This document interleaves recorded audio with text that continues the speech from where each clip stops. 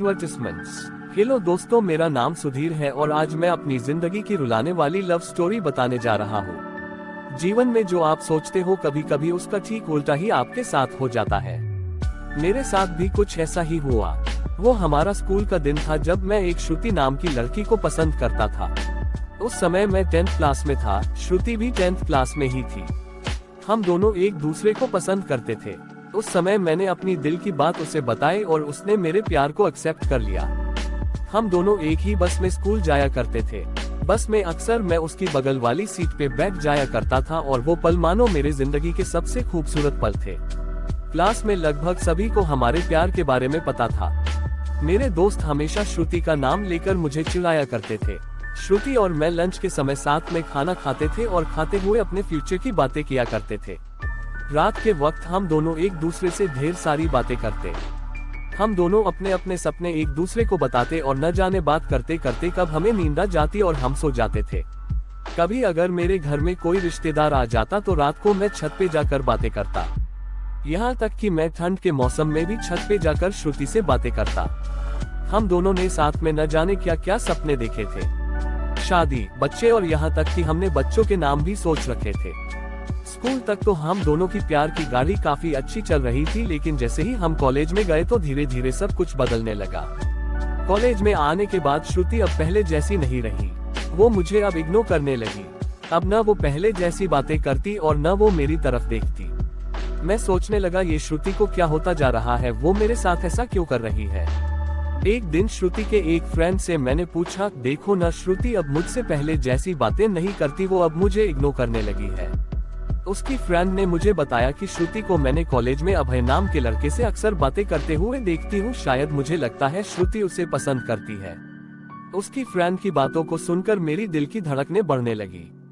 मेरा दिमाग कह रहा था कि श्रुति ऐसा कैसे कर सकती है, लेकिन दिल कह रहा था कि नहीं, श्रुति ऐसा नहीं कर सकती। मेरी आंखें नम होने लगी। मैंने अपने आंसुओं को रोका, लेकिन तब भी मैं अंदर से रोने लगा।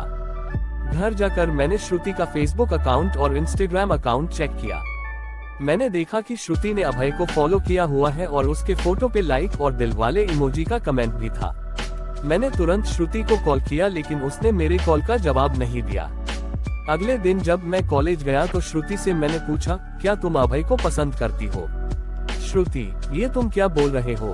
मैं जो पूछ रहा हूँ उसका जवाब दो। क्या तुम अभय को पसंद करती हो, हाँ या ना? श्रुति, अभय और मैं बस एक अच्छे दोस्त हैं। उसने मेरे सवालों का जवाब नहीं दिया। मुझे समझ नहीं आ रहा था कि मैं क्या करूं।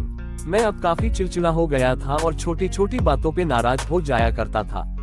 श्रुति अब पहले जैसी नहीं रही, वो अब बिल्कुल बदल चुकी है। एक दिन मैंने श्रुति को अभय का हाथ पकड़कर कॉलेज ग्राउंड में बात करते हुए देखा। मैंने अपने फोन से उन दोनों का फोटो क्लिक कर लिया। कॉलेज खत्म होने के बाद मैं श्रुति के पास गया और उससे कहा, श्रुति 2 मिनट मुझे तुमसे कुछ बातें करनी है। श्रुति, हाँ बोलो, क्या बात करनी है? राजीव, तुम अभय को लाइक करती हो ना? श्रुति, मैंने तुम्हें कल ही बोला था कि अभय और मैं बस एक अच्छे दोस्त हैं। राजीव, सिर्फ अच्छे दोस्त हो ना? तो ये फोटो देखो, एक दूसरे का हाथ पकड़कर क्या बातें हो रही थी।